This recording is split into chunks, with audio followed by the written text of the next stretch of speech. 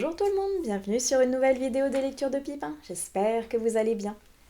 Je viens tout juste de terminer de tourner ma vidéo FAQ et j'en profite donc d'avoir une fois de plus la caméra sortie pour pouvoir vous tourner un petit bout de vlog. Parce que je vais vous parler de 2-3 lectures que j'ai déjà certes redonnées à ma médiathèque, mais tant que c'est encore un peu frais dans ma tête, je voulais vous en parler. Alors le premier, je vous mets la couverture magnifique, absolument sublime juste ici, qui s'appelle Cotton Tales. C'est le premier tome, et c'est beau, regardez-moi comme c'est beau. Le design, wow, c'est un manga absolument magnifique, c'est de Loputin, si je ne me trompe pas et si je me surtout gourre pas dans la prononciation, qui est une autrice italienne que je ne connaissais absolument pas, et qui a un coup de crayon, mais vraiment magnifique. Je vais regarder les autres œuvres qu'elle a fait parce que franchement, Cotton Tales, j'ai adhéré à 300%. C'est le premier tome d'une duologie dont je ne pourrai certainement pas avoir la suite vu que le premier tome je l'ai trouvé à ma médiathèque et qu'ils n'ont pas le second. Voilà. Ça m'attriste et ça me frustre quand ça fait ça. Parce qu'on est dans un côté un petit peu Alice au pays des merveilles en mode un peu morbide, un petit peu victorien, mystérieux comme ça, avec un jeune homme qui se réveille d'un coma après un accident et on n'en sait pas plus. Qu'est-ce qui lui est arrivé? On ne sait pas. Qui est-il? On ne sait pas non plus. On sait juste que c'est le fils d'un grand noble très riche et que quand il se réveille, il commence à voir des petits lapins licornes. Oui, des lapins licornes, oui, oui. Et ces lapins licornes, mystérieux, il y a des gentils et il y a des méchants qui le poussent à voir des choses un petit peu bizarres et on n'en sait pas beaucoup plus. On sait qu'également dans ce manoir, il y a une tour dans laquelle on n'a pas le droit d'aller et dans cette tour, il y a une jeune femme mystérieuse. Qui est-elle? Que fait-elle là? On dit que c'est un fantôme. On n'en sait pas plus parce que ce premier tome est vraiment très beau, mais très mystérieux et introductif. Et donc j'imagine que tout est dans le second tome et que je ne l'ai pas. Je vais vous faire des inserts pour vous montrer la beauté du trait, qui est un petit peu, je pense, fait à l'aquarelle, et dont le design, dont le trait me fait un peu penser au style de Kaori Yuki pour Angel Sanctuary. Je trouve que le détail, la finesse des traits des personnages, la beauté des chevelures et des costumes qu'elle arrive à créer me fait vraiment penser au style également de cette autrice que j'aime beaucoup. Et comme mon frère aime beaucoup Angel Sanctuary, je pense que Cotton Tales va beaucoup lui plaire. Surtout le côté un petit peu Alice perdue dans du gothique et du victorien, le combo sera gagnant. C'est super sympa, c'est sombre, c'est mystérieux, et j'ai envie de lire la suite, donc une très jolie découverte une fois de plus grâce à ma médiathèque. J'ai également lu le comics Orchid, le premier tome dont je vous mets la couverture juste ici, et j'ai été super étonnée quand j'ai vu que l'un des auteurs, donc le scénariste, était Tom Morello. J'étais là, Tom Morello, ça me parle ce nom, qu'est-ce que c'est déjà? Et là, mes réminiscences de Guitar Hero sont arrivées, oui. Et ça, je me suis dit, mais Tom Morello, c'est pas le mec qui m'a cassé les pieds dans les battles juste avant Slash? Et si, en fouinant à la fin, il y avait marqué Tom Morello, grand guitariste du groupe de metal Rage Against the Machine, et j'étais là, c'est lui, le seul et l'unique, la même personne, il fait des comics maintenant, super chouette. Et on est dans un monde un peu post-apo, où, une fois de plus, le changement climatique a défoncé complètement la planète, et que maintenant, les ADN ont fusionné entre les bêtes, entre les humains, entre les races, et maintenant on va se retrouver avec des ours scorpions qui veulent nous dévorer, ou des espèces de chiens mixés avec des squelettes sortis de fin fond des enfers. Les hommes ont des trucs un peu bizarres aussi qui leur poussent dessus, et donc c'est la catastrophe, c'est la débandade. Une fois de plus, on a les riches et les puissants qui vont essayer de fabriquer des forteresses et de réduire en esclavage les plus pauvres pour qu'ils puissent, eux, s'en sortir. Et les pauvres, soit qui galèrent et qui triment, qui sont vendus en esclaves aux plus riches, soit qui deviennent des rebelles. Et parmi ces rebelles, il y en a un qui porte un masque qui, soi-disant, aurait le pouvoir de le rendre surpuissant. Sauf que ce masque a disparu, et quand il va réapparaître, évidemment que tout le monde va essayer de mettre la main dessus. Et c'est bourré de bastons, c'est bourré de trucs complètement fous, parce qu'on est dans un futur apocalyptique, mais qui est bien pensé, avec un scénario donc de Tom Morello qui vraiment va sur le fond de la nature humaine, qui est exécrable, et qui rejette une fois de plus tout ce qui a attrait à la nature, qui elle reprend le dessus, mais pas toujours de la meilleure des manières, donc avec ces espèces de mutations entre les espèces. C'est pas mal, pareil, c'est assez introductif pour un premier tome, même si ça bouge pas mal, c'est assez punchy niveau bagarre et sanglant. J'attends de voir, je crois qu'il y a la suite cette fois-ci à ma médiathèque, donc je pense que j'irai y refaire un petit tour pour aller chercher la suite. Dans le vlog précédent, je vous disais que j'étais à la fin, quasiment, il devait me rester 1 heure à peine de lecture du premier tome de la saga Ruine. Et ça y est, je l'ai terminé. Et la dernière heure d'écoute, j'étais assez mitigée, point de vue que ça y est, ça a vraiment bougé, mais ça s'est concentré donc justement sur la dernière heure d'écoute, ce qui est fort dommage parce que les 10 autres, hein, c'est très bien, mais il faut se les enquiller parce que c'est très descriptif. On est dans du sombre, on est dans du combat, on est dans de l'expectative sur ce qui va se passer dans la suite parce que ça coupe de manière assez abrupte avec une question et on n'y répond pas. Donc ça donne envie de lire le tome 2 qui sort au courant du mois de mai si je ne me trompe pas. Mais en même temps, il y a eu un passage que j'ai lu, que j'ai écouté plutôt, où j'étais totalement en mode... c'est un peu bof quoi. Parce qu'on est sur une relation entre une esclave et un cerf, une relation interdite entre les deux. Et en gros, je vous spoil, mais comme ça, entre guillemets, vous êtes au courant. La jeune esclave a eu un crush sur ce cerf qui, lui, à la base, s'en fiche. Il peut avoir tout le monde puisque elle est esclave. Et en gros, justement, il va la posséder par un viol. Et elle reste archi fan de ce type derrière et ils vont se mettre ensemble et elle est complètement extatique devant lui parce qu'il est beau, il est musclé, il est fort. Waouh, il t'a pas violé le chapitre d'avant, cocotte? Enfin, je sais pas. Le syndrome de Stockholm, il est violent là quand même, hein. Donc là, je sais pas, ces deux personnages sont chelous. Leur relation est vraiment particulière. Ouais, là j'étais un petit peu dubitative à l'écoute de ça, j'étais là, certes, mais je ne sais pas. Donc j'ai un doute encore sur est-ce que je continuerai ou pas cette saga quand le second tome va sortir. Je ne sais pas. Et pareil, j'avais un autre truc qui me paraissait un peu bizarre, mais après c'est peut-être moi qui ai mal compris. Mais je vous mets la couverture du tome 2 qui va sortir, où on va avoir Ael d'un côté, donc qui est le jeune garçon qui est soi-disant la réincarnation de ce fameux chevalier des temps perdus, et à côté, c'est Don Angus, le haussaire, qui est ultra cruel, ultra méchant et ultra tout ce que l'on veut. Et sur la couverture, on dirait un gamin lui aussi, il a quoi 25 ans, à tout péter. Et honnêtement, à l'écoute et à la description de ce qu'on en fait comme personnage, pour moi, il avait 40 ans bien tassé, le perso. Donc je me suis dit, est-ce que ça a un rapport avec la voix du narrateur qui est adulte, entre guillemets, donc qui le fait paraître plus âgé? Est-ce que c'est le fait qu'il ait un comportement très agressif, très violent, qui fait qu'il est plus vieux? En plus, il se frite contre son neveu, et son neveu, il est quand même assez âgé, donc je me dis, mais soit il y a un problème avec la couverture, il a été fait trop jeune par rapport à ce qu'on en dit de lui dans le livre, soit c'est moi qui n'ai rien compris, et il est vraiment jeune, et moi je le prenais pour un vieux, entre guillemets. Donc je sais pas, mais je suis assez dubitative. Lirai-je ou ne lirai-je pas la suite?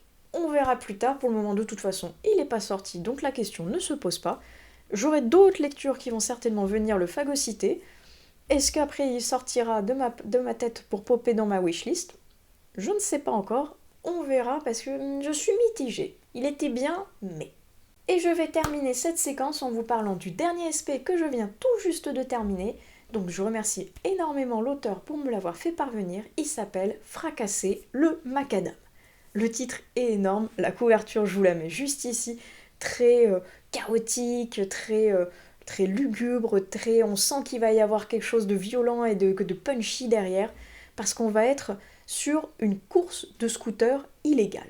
Mais pas un petit truc tout gentillet, vous voyez, une course comme ça qui s'est fait entre les caïds du quartier. Non, là on est sur un truc de crime organisé, parce que ce sont des puissants qui sont là, qui ont organisé des paris, et il va y avoir une course donc entre ces 4 scooters qui vont être pilotés par 4 jeunes délinquants piochés au pif dans les quartiers.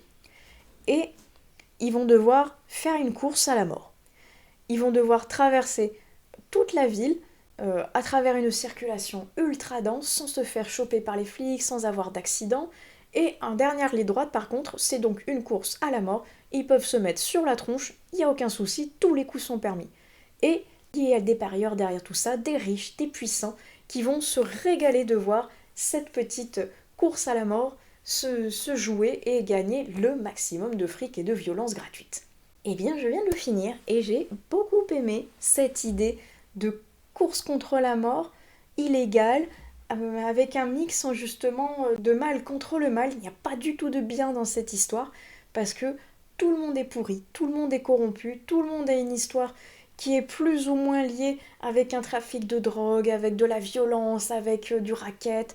Bref, personne n'est un ange gardien à l'intérieur. Tout le monde est un, entre guillemets, rebut de la société, avec un langage qui est puissant, qui est violent, qui est cru, qui est vraiment dynamique, avec des chapitres courts qui nous donnent une intensité particulière à l'enchaînement justement de l'action. C'est bien pensé, c'est très dynamique, et je vous invite à aller au niveau d'Amazon à partir de début mai, parce qu'il sera disponible à partir de cette date, et il va même participer à un concours. Donc si jamais il vous intéresse, n'hésitez pas à aller le lire et à voter également pour lui si jamais il vous a plu. Comme ça, ça permettra peut-être à l'auteur de gagner un prix derrière, qui sait. Moi en tout cas j'ai trouvé super chouette, avec donc ce langage de la rue, avec cette violence également de la rue, et avec un rebondissement auquel on ne s'attend pas au niveau de la fin, où j'étais en mode « Ah, il n'y a pas qu'une course !» Mais c'est bien joué, je vous dirai pas du tout de quoi il s'agit, je vous laisse la surprise. Mais je m'y attendais pas. Honnêtement, moi j'étais focus sur la course, j'étais à fond dedans, j'étais en mode qui c'est qui va gagner, et moi aussi je vais faire des paris entre les scooters. Et au final, je vous laisserai découvrir ce qui s'est passé. Mais je m'y attendais pas, donc c'est bien joué. Franchement, je voyais pas cette fin-là, moi j'étais focus donc sur la course, sur les parieurs, je sentais quelque chose de mal et de louche allait se passer, mais pas du tout ce final-là. Donc, très bien joué de la part de l'auteur.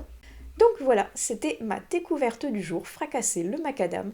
C'était très sympa. Je vais enchaîner dans un autre OSP, parce que lui aussi, j'ai très hâte de le découvrir, parce que je vais retrouver la plume de quelqu'un qui a fait une saga que j'aime tout particulièrement. Je vous en dis pas plus. Vous verrez de quel roman et de quel auteur je parle dans peut-être la prochaine séquence ou un autre vlog. En attendant, je vais la couper ici et je vous retrouve donc sur la prochaine. Et recoucou! On se retrouve pour une nouvelle séquence de ce vlog avec une lumière blafarde, immonde, j'en suis vraiment désolée, mais c'est l'apocalypse dehors, hein. Franchement, on se tape un épisode Cévenol des familles costaud. Et c'est pas prêt de s'arranger pour la semaine qui arrive, donc j'ai pas le choix, lumière artificielle oblige. J'espère que ce sera pas trop dérangeant, parce que je voulais vous parler de 2-3 petites choses.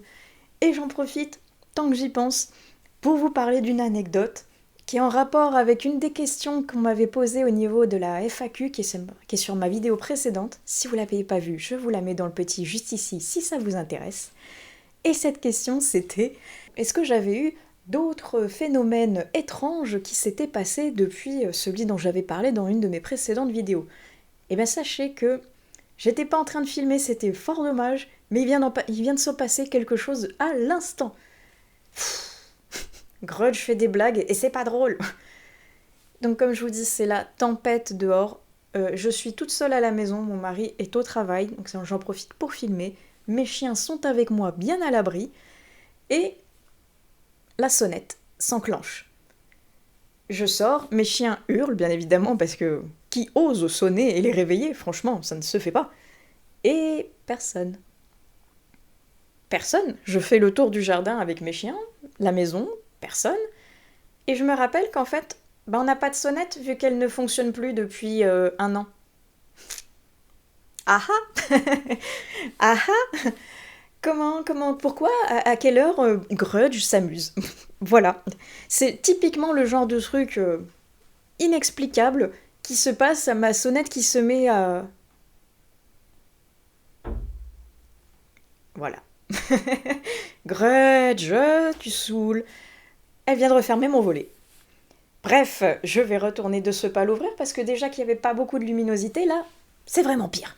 Bon, c'est pas beaucoup mieux, mais je peux pas faire mieux en matière de luminosité. Maintenant, si Grudge pouvait me laisser terminer cette vidéo, ça me ferait le plus grand des plaisirs. Bref, voilà, tout ça pour vous dire que une sonnette fantôme, c'est l'une des choses typiques qui peut se passer pendant que je suis toute seule à la maison. Sinon, évidemment que c'est pas drôle. Bref, ce petit interlude étant passé, j'ai reçu des choses. Oh, je suis trop contente. Payé avec mon argent, donc cadeau de moi à moi, mais quand j'ai vu qu'il était sorti, je ne pouvais pas ne pas l'acheter. J'ai tous les autres derrière moi, ce qui vous donne peut-être déjà un petit indice sur la pépite que j'ai entre les mains. Il s'agit du dernier Tina Muir, bien sûr. Oh, regardez comme il est beau, la chambre d'améthyste, ah là là là là. L'héritage de l'Hadès. C'est beau, c'est beau, c'est beau. J'adore. Il est publié aux éditions H-Lab et vous pouvez vous le procurer sur Amazon. Oui, le grand méchant Amazon, mais vous ne pouvez vous le procurer que là-bas. Ou alors en commandant bien évidemment chez un de vos libraires. Moi, le plus pratique, honnêtement, c'était Amazon, parce que mon village, comme je vous dis, il est en travaux jusqu'en septembre. C'est infranchissable, ça me casse les pieds. Et donc, pour accéder à la librairie, qui est donc 3 villages plus loin, il faut que je le traverse, mon village, et c'est l'enfer. Donc, Amazon est mon ami. Et regardez dedans, là, ils ont mis des petits cristaux en en-tête. Trop, trop bien. J'adore. J'étais déjà fan de la couverture quand je l'avais vue en version e-book, mais ça rend vraiment super bien en version papier. Je l'ai déjà lu, donc je fais rentrer, pas dans ma palle, mais directement dans ma bibliothèque, un nouveau livre, parce que lui, je l'ai déjà lu. Donc, on va dire que je reste raisonnable. Je n'exclus pas le fait de le relire, parce qu'il y a pas mal de Tina Muir que j'ai bien envie de relire, mais il m'en reste encore un, quand même, de toutes ces sagas que je n'ai pas encore lues. Donc avant de me replonger dans une relecture d'un des titres de Tina, il faut que je lise le dernier. Donc, en attendant, il est trop beau. Et pour avoir les frais de port gratuits, j'en ai pris un autre, hein, bien sûr. Bien sûr, tant qu'à faire, mais c'était pour la bonne cause, c'était pour les frais de port gratuits. Et puis comme j'avais besoin de toute façon d'acheter autre chose que je ne pouvais trouver pareil que sur Amazon, voilà. Et donc lui, vous l'avez peut-être déjà vu parce que je l'ai présenté dans ma vidéo précédente qui est le Flowers Book Challenge. Et regardez-moi ce gros bébé, comme il est trop beau. Oh, pareil, la couverture, regardez-moi ces détails, ce démon archi badass. Oh, j'adore. Il est trop trop beau. Il s'agit de Le chasseur de démons, le premier tome, chronique d'une descente aux enfers, qui est de Cyril Vial, et c'est de l'auto-édition. Et j'ai galéré, je vous avoue, pour le trouver. Quand je l'ai vu sur Amazon, ça fait un petit bout de temps, j'avoue, que je lorgne sur cette saga. Et oui, repartir dans une énième saga, ça fait longtemps que je lorgne dessus. Et je me dis qu'au bout d'un moment, comme c'est l'auto-édition, si l'auteur n'a plus d'exemplaires et qu'il décide de ne jamais les rééditer, je vais être dans la mierda pour les retrouver. Donc je me suis dit, allez, je saute sur l'occasion, je teste, je vois si ça me plaît. C'est de l'urban fantasy où il va y avoir des démons sous Paris et des chasseurs justement de démons pour pouvoir les défaire. Premier tome d'une trilogie qui a l'air incroyable. Oh, c'est joli ça, attendez, regardez. Oh, très belle présentation. C'est très, très aéré, je pense que ça va être très agréable à lire. Ah oui, c'est super aéré, regardez. Waouh. Mais j'ai peur, entre guillemets, un peu de le manipuler, parce que regardez déjà, je l'ai reçu à peu près dans un état pas très droit, ou un petit peu chaotique, avec une petite entaille par ici. Et donc je fais très doucement pour le manipuler, parce que je pense qu'il faudrait que je lui mette un gros poids dessus pour l'aplatir et lui redonner une forme un peu plus digeste pour un livre. Donc, voilà, ça c'était les deux petits bébés que je suis trop heureuse d'avoir reçus. J'ai hâte de les ranger déjà dans ma bibliothèque et en plus après de découvrir celui-ci qui fait partie en plus d'un challenge. Donc donc doublement envie de le découvrir et de ne pas le laisser trop traîner, ni de prendre la poussière après dans une palle qui ne fait que augmenter et jamais baisser. Oui, c'est vrai. C'est vrai. Mais en tout cas, je suis super contente. Je n'ai toujours pas reçu celui que j'attends et que je vous parle depuis à peu près 2 ou 3 vidéos. Je ne l'ai toujours pas. Il s'agit d'un abonnement à la pub que mes parents m'ont offert pour mon anniversaire. C'est le premier mois, c'est un abonnement de 3 mois et moi j'attends le premier mois. Et j'ai déjà eu la demande pour le deuxième mois. Et presque je vais certainement recevoir le deuxième mois avant d'avoir le premier, ce qui m'en serait un petit peu embêtant. J'attends de voir, je pense que à partir de la semaine prochaine, on va être entre guillemets hors délai de ce qu'ils avaient annoncé. Donc à partir de là, je vais commencer à regarder, mais c'est sûr que si je reçois, comme je vous dis, le deuxième mois avant le premier, ça sent pas bon pour le livre que j'attends de recevoir, pourtant avec la plus grande des impatiences, parce que c'est un libraire qui l'a sélectionné pour moi, et il a l'air incroyable. Je le connaissais de nom, je l'avais complètement oublié tant il y avait bien évidemment de sorties, mais quand il m'a dit « ça t'intéresse celui-ci ?» j'étais « oh oui !» Je vous laisse la surprise avec ce teasing complètement foireux parce que je ne sais absolument pas quand est-ce que je vais le recevoir, mais je ne vous en dis pas plus. Sachez juste que je suis très très impatiente de le recevoir. Et si je reçois le second avant le premier, je vous le montrerai et puis je vous dirai que j'ai toujours pas reçu le premier. Bref. Ah, j'ai dû dire je vais couper cette séquence ici. Non, attendez. En allant justement à ma médiathèque pour reposer certains livres, je suis passée par la petite boîte à livres qui était juste à côté et j'ai trouvé une petite pépite. Ça fait très longtemps que je ne suis pas passée en boîte à livres et que j'ai été raisonnable. Et là, il était dans mon champ de vision et j'ai trouvé un livre. Oui, je réaugmente ma pile de boîtes à livres, ça craint. Mais regardez, je ne pouvais pas passer à côté d'un titre pareil qui est en plus en plutôt excellent état. Il s'agit de Le Cercle des libraires de Sylvie Baron, publié aux éditions J'ai lu, avec une pastille qui ne s'enlèvera donc jamais, qui est ignoble, mais bon, qu'importe, il me faisait envie. Une histoire un peu genre cozy mystery, cozy murder, parce qu'il va y avoir des libraires qui vont être assassinés, et le cercle des libraires qui va donc enquêter. Ça a l'air incroyable, je suis trop curieuse, et en plus je vois que ça se passe à Saint-Flour, dans le Cantal. J'ai trop envie d'aller là-bas. J'ai envie d'aller à Saint-Flour, me perdre dans cette ville qui est non loin de la Lozère, dans le Cantal.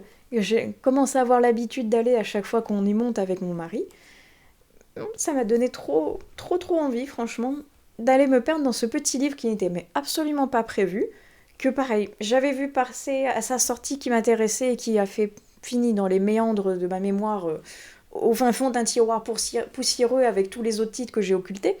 Et là, il réapparaît comme par magie. Donc, c'était l'occasion de tomber dessus, de le rajouter certes à ma palle, mais on va essayer pareil de faire en sorte qu'il en sorte assez rapidement et qu'il ne prenne pas la poussière lui non plus. Et cette fois-ci, je vais clôturer pour de bon cette séquence. On se retrouve tout de suite pour la prochaine séquence, et au cas où, sinon je vous dis à plus tard sur une autre vidéo.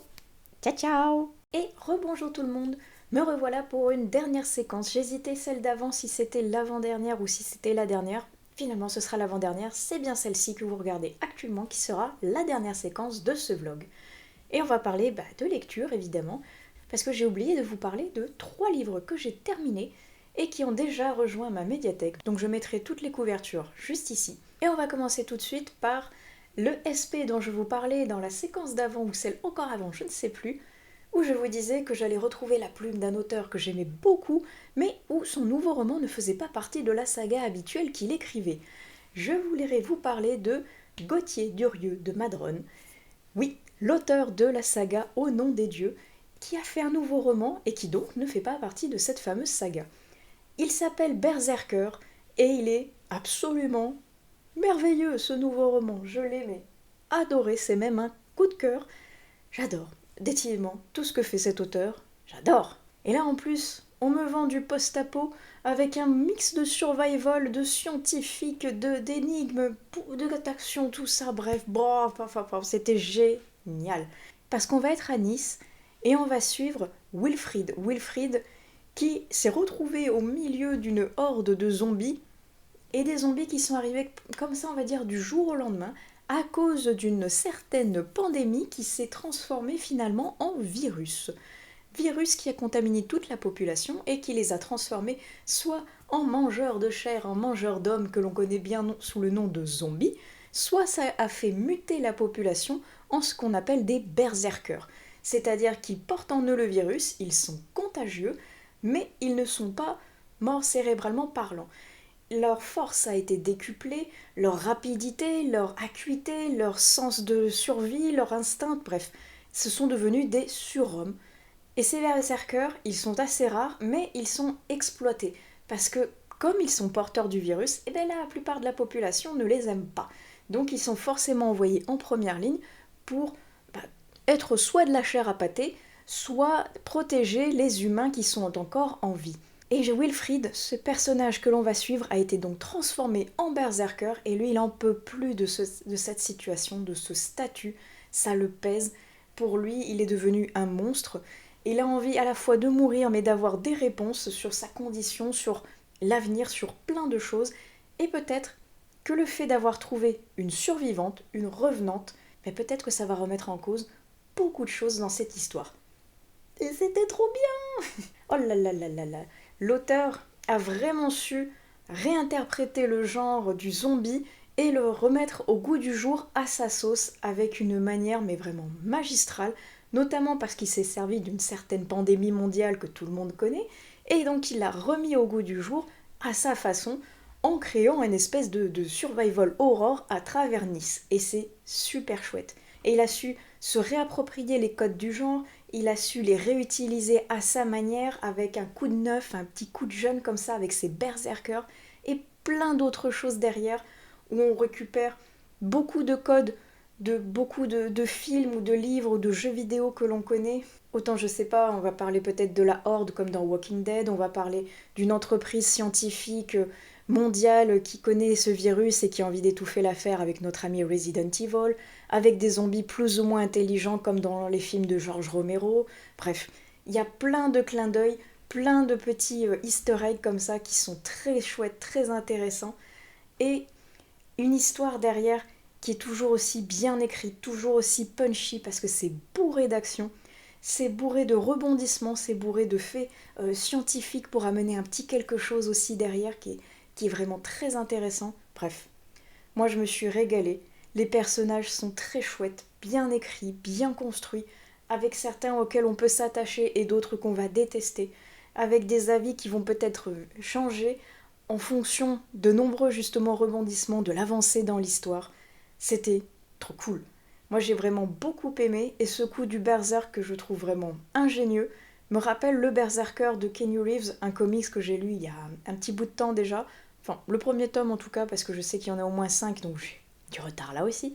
Mais bref, ce Wilfried, ce Berserker, entre autres parce qu'il y en a d'autres dans le livre qui sont très intéressants également, il est à la fois bourrin, il est à la fois violent, mais il est à la fois aussi triste, avec un esprit rédempteur, avec un esprit de sacrifice, de par sa condition, de par ce qu'il est devenu, de par le monde qui l'entoure. Bref, beaucoup de belles idées, un beau coup de cœur, et franchement je vous recommande non seulement la saga Au nom des dieux, qui est vraiment incroyable, et qui n'est pas finie d'après ce que l'auteur m'a dit, donc l'attente va être très très longue. Mais en attendant, je vous conseille déjà de lire ceux qui sont sortis pour la saga Au nom des dieux, et donc ce petit bijou qu'est Berserker.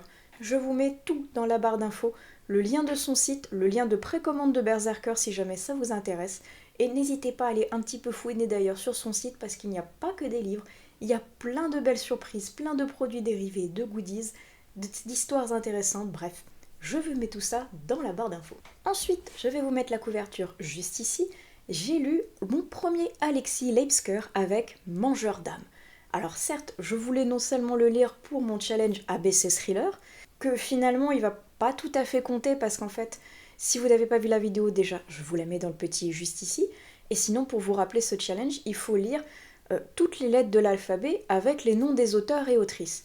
Et j'avais déjà lu la lettre L, mais en fait, j'avais réservé le livre, il me faisait très très très envie, et je me suis dit, tant qu'à l'avoir, autant le lire finalement. Et en plus, il vient d'être adapté au cinéma en ce moment. Donc, j'avais doublement envie de le découvrir, surtout que j'avais eu d'excellents retours sur cette étrange histoire de mangeur d'âme, où une enquêtrice va être appelée sur un meurtre sordide, étrange, où un couple s'est entretué. Mais entretué de manière très sauvage, très violente, très visuelle, et personne n'a jamais vu ça. Et en tombant sur cette scène de crime, elle va trouver un petit garçon enfermé dans une cave. Et ce petit garçon est peut-être lié à une autre enquête, celui d'un autre policier qui lui est à la recherche de plusieurs enfants qui ont mystérieusement disparu, et peut-être que ces deux enquêtes seraient liées pour le meilleur comme pour le pire, parce que cet enfant trouvé au fond d'une cave est bien évidemment traumatisé. En plus, ses parents se sont donc entretués, et il ne cesse de parler d'un mangeur d'âme, d'une personne étrange qui est là, qui trouble tout son environnement, et peut-être également celui des autres fameux enfants disparus. Quel est le lien entre toutes ces enquêtes, entre tous ces personnages, et jusqu'où va aller cette fameuse noirceur d'âme, ce fameux mangeur d'âme qui est là pour terroriser la population. Et c'était extrêmement bien pensé jusqu'à la fin. L'auteur arrive à nous plonger dans un monde où on ne sait pas trop si on est dans du religieux ou si on est sur un univers vraiment macabre, machiavélique et ultra bien pensé. Dans tous les cas, c'était très chouette et je suis super curieuse de voir comment ce livre a été adapté au cinéma et s'ils ont pu recréer l'espèce d'ambiance un peu malsaine qu'il y a tout du long à l'écran. J'ai hâte de le découvrir, même si je me dis ça doit être très visuel parce que justement les crimes qui en sont expliqués ici sont très visuels. Donc, à l'écran, est-ce qu'ils vont l'avoir réellement mis avec un interdit au moins de 16 ans ou est-ce qu'il va être censuré? Est-ce que ça va être suggéré? Est-ce que ça va être juste en fond sonore, une description comme ça du médecin légiste? Je ne sais pas, j'ai hâte de voir. Mais en tout cas, c'était une très belle découverte et je pense que je vais continuer à regarder les autres écrits qu'a fait l'auteur, notamment une de ses trilogies qui commence par le livre Les Poupées, que je n'ai pas lu. Je suis curieuse parce que, en tout cas, Mangeur d'âme était très sympa et rien que la couverture, c'est vrai, une fois de plus, m'avait happé et arrive à retranscrire un petit peu cette ambiance un peu étrange et ce final qui était vraiment excellent. J'ai beaucoup aimé et même s'il ne fait donc pas partie de ma liste parmi les auteurs lus du ABC Polar, eh bien, je suis quand même très contente et je ne regrette absolument pas de l'avoir réservé à ma médiathèque. Et l'autre roman que j'ai terminé et que j'ai déjà rendu aussi à ma médiathèque, la couverture je vous la mets juste ici, il s'agit de La Maison Noire de Yusuke Kichi. Et lui, il rentre dans mon ABC Polar, donc là je suis très très contente. Parce que la lettre K, franchement, ça fait partie des lettres qui étaient assez compliquées à placer, donc je suis ravie. Et La Maison Noire, je voulais le lire parce que cet auteur avait déjà fait beaucoup de bruit avec son précédent roman que je n'ai pas encore lu, qui s'appelle La Leçon du mal, où il fait une critique de la société japonaise à travers le système scolaire, dans une ambiance un petit peu macabre, glauque, dont il a le secret. Et dans La Maison Noire, on va avoir là aussi une critique de la société japonaise. Là, ça va être plus au niveau de tout ce qui est assurance. Assurance vie, assurance maladie, assurance décès, assurance blessure et compagnie. Et on va suivre notre héros qui donc travaille dans les assurances et qui va se retrouver au cœur d'une espèce de spirale infernale où il va devoir non seulement faire son travail, donc déceler si les assurances qu'il délivre sont, on va dire, légales, point de vue que est-ce que les personnes devant lui cherchent vraiment à avoir une assurance en cas de problème ou est-ce qu'ils sont là pour truander la société et récupérer juste l'argent. Et après, il va devoir faire face à une situation particulière avec un couple vraiment particulier où quelque chose ne va pas. Quelque chose ne va pas avec ces personnages, mais on ne sait pas quoi. Et on se doute qu'il y a un gros problème avec ce couple de personnages, mais on ne sait pas trop quoi. Et l'auteur arrive à garder le mystère et à mettre le doute sur tout pendant très longtemps.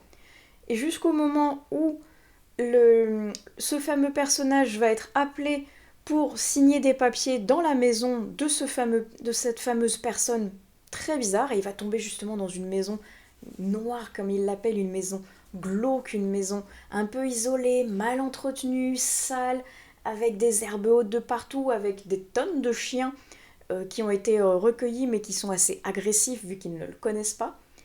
Et quand il rentre chez cet étrange personnage, c'est pareil, tout est enfoui, tout est mal rangé, tout est sale, il y a une odeur nauséabonde qui sort d'on ne sait où. Et il se sent oppressé dans cette maison, il sent qu'il y a quelque chose qui ne va pas, mais il ne sait pas quoi. Et quand l'homme lui demande d'ouvrir la porte de la chambre de son fils pour lui dire de venir avec eux, et bien finalement il se retrouve face au corps de l'enfant qui est pendu dans sa chambre. Et là, un engrenage terrible va se mettre en place où ça nous confirme qu'il y a un problème avec cette famille, mais pareil, on n'arrive pas à mettre le doigt dessus. Et l'auteur est vraiment fort pour instiller une ambiance sombre, une ambiance un petit peu moite, dérangeante, jusqu'à la fin du livre, même si malheureusement le côté vraiment horrifique, le côté vraiment horreur, tout ce qui est nippone, avec l'ambiance japonaise un petit peu, on ne sait pas trop si c'est du fantôme, on ne sait pas trop si c'est du glauque, si c'est du tueur en série, il l'instille mais vraiment à la toute fin et c'est fort dommage parce qu'il est excellent là-dedans, dans la création de l'atmosphère, dans la tension qui monte au fur et à mesure, dans la description du glauque, du morbide, il est excellent là-dedans. Mais quel dommage que ce soit qu'uniquement à la fin que ça arrive. Ah, c'est fort dommage parce que c'était très intéressant de lire, de lire toutes ces informations au niveau du système japonais, mais moi je voulais l'horreur qui m'était promise à la couverture de ce roman, au résumé de ce roman. Et je suis restée un peu sur ma faim parce que oui, il y a quelque chose, oui, il y a une belle ambiance, mais elle n'est pas assez présente pour moi, elle est vraiment concentrée à la fin. Il a réussi à instiller quelque chose, une tension constante de bout en bout, mais ça démarre vraiment très tard dans le récit et c'est fort dommage. J'ai quand même bien aimé et par curiosité j'ai envie de lire La leçon du mal, mais il me manquait un petit quelque chose pour faire que ça aurait été excellent. Ça aurait été vraiment la même, cette espèce d'ambiance à travers cette maison qui est incroyable. Elle aurait été dans tout le récit, j'aurais littéralement adoré. Donc, c'est pas tout à fait le cas, mais je suis en demi-teinte. J'ai bien aimé, mais donc, il me manquait un petit quelque chose malheureusement. Et je vais terminer cette séquence en vous parlant de la lecture audio que j'ai actuellement en cours, que je n'ai pas tout à fait fini, je crois qu'il me reste 4 heures et quelque chose comme ça, mais je suis à fond dedans. Et c'est pareil, lui, je l'avais payé donc avec mes propres sous dans l'abonnement Audible, et je l'avais gardé parce que ça faisait un petit bout de temps que je voulais le découvrir, et qu'il allait donc pareil rentrer dans mon ABC Challenge, et c'est Un œil dans la nuit de Bernard Minier. Il est incroyable, incroyable ce livre, qui vraiment est au cœur de tout ce qui est film d'horreur, chose que j'aime vraiment beaucoup, parce que je trouve ça très intéressant, le regard d'un écrivain ou d'un réalisateur, comment il arrive à essayer de véhiculer l'horreur et le frisson chez le spectateur ou le lecteur. Et là, on est en plein dedans, et j'aime beaucoup ça, avec plein de petites anecdotes autour de films d'horreur plus ou moins connus, avec une ambiance vraiment sombre, qui est étrange et qui arrive à nous imprégner jusqu'au bout. Et là où j'en suis, l'auteur est horrible, non seulement avec ses personnages, mais également avec le lecteur, parce qu'il fait quelque chose de violent. Je ne peux pas vous dire quoi sans vous spoiler tout et vous gâcher tout le plaisir, mais franchement, là, j'étais en mode, non, il ne va pas faire ça. C'est pas possible, pas pour ça. Et si. Si. Et là, donc, notre héros Martin Servaz, il est un peu sur les nerfs avec ce qui vient de se passer, que je ne peux donc pas vous dévoiler. Mais son enquêteur principal, il va rien lâcher. Et là, franchement, les personnes qui ont merdé, ils vont vraiment avoir un sérieux souci. Et je suis très curieuse de continuer à voir quel va être le lien avec les personnes qui sont dans le cinéma et qui sont accusées de certaines choses, qui vont être avec une autre enquête de Martin Servaz. Je suis très curieuse de lire, enfin plutôt d'écouter la suite, parce que c'est un excellent roman audio. Je me régale franchement. Et j'aime beaucoup l'amitié qu'il y a entre Bernard Minier et d'autres écrivains un peu du même genre, quand il fait des clins d'œil, notamment à Franck Tillier, en présentant à la crime un certain Franck Charcot à Martin Servaz. J'adore, franchement, je trouve ça exceptionnel. Et quand il arrive à lier plusieurs univers comme ça de ses amis à travers son livre, je trouve ça mais excellent, un bel hommage, un beau clin d'œil, et en même temps, ça match avec le reste du bouquin. C'est pas juste, bah tiens, j'ai placé le personnage d'un de mes copains dedans. Non, il y a vraiment quelque chose qui ça apporte, et ça fait sourire le lecteur qui lit les autres également. Donc, vraiment très très chouette, et j'ai hâte, mais plus que hâte, de découvrir la suite évidemment, et d'aller au bout de cette lecture, même si je suis vraiment bien dedans et que j'ai pas envie que ça s'arrête, parce que là, franchement, je trouve que c'est un Bernard Minier excellent. Et je vais terminer cette séquence en vous disant que je suis sur une lecture actuellement, une lecture papier cette fois-ci, et qui fait le combo entre mon Blossom et mon Flowers Book Challenge. Ce livre, je vais juste vous montrer la jaquette parce que je l'ai laissé dans la bibliothèque pour ne pas l'abîmer, et parce que le livre est loin, loin là-bas dans le salon. Mais oui, vous ne rêvez pas, il est vide. Je suis donc enfin en train de lire L'Empire du Vampire, le premier tome de Jay Kristoff. Et comme je m'y attendais, c'est génial. C'est génial, et franchement, cette couverture-là explique beaucoup de choses. Celle-ci est juste incroyable, et pareil, les nombreux éléments qu'il y a dessus expliquent beaucoup de choses à travers le roman. Et j'en suis à presque 400 pages, je dirais, sur un bon petit pavé qui en fait, je sais plus, entre 900 et 1000, mais dans tous les cas, il est donc énorme.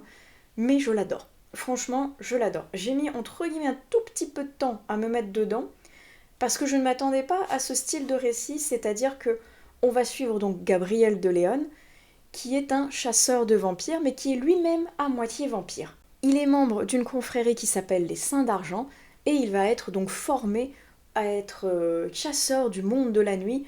Il va apprendre à leur résister, à les combattre, à savoir les reconnaître, à savoir déjouer leurs plans, leurs forces psychiques, physique et compagnie.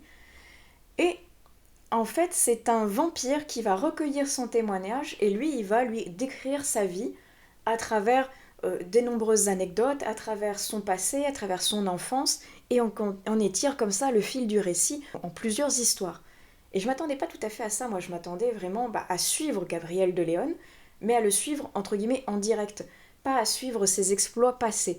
Donc j'ai eu un petit peu de mal à rentrer dans le récit, mais maintenant que j'y suis, on est vraiment presque dans le cœur. Là, il va avoir 16 ans, il a déjà fait plein de conneries, plein de boulettes, il en a bien bavé aussi, mais c'est super intéressant, et là on arrive vraiment à un moment, on va dire, un peu pivot, un peu crucial de son adolescence qui va s'étirer vers l'âge adulte, et que certains secrets font qu'on a envie d'aller toujours plus loin, et c'est excellent.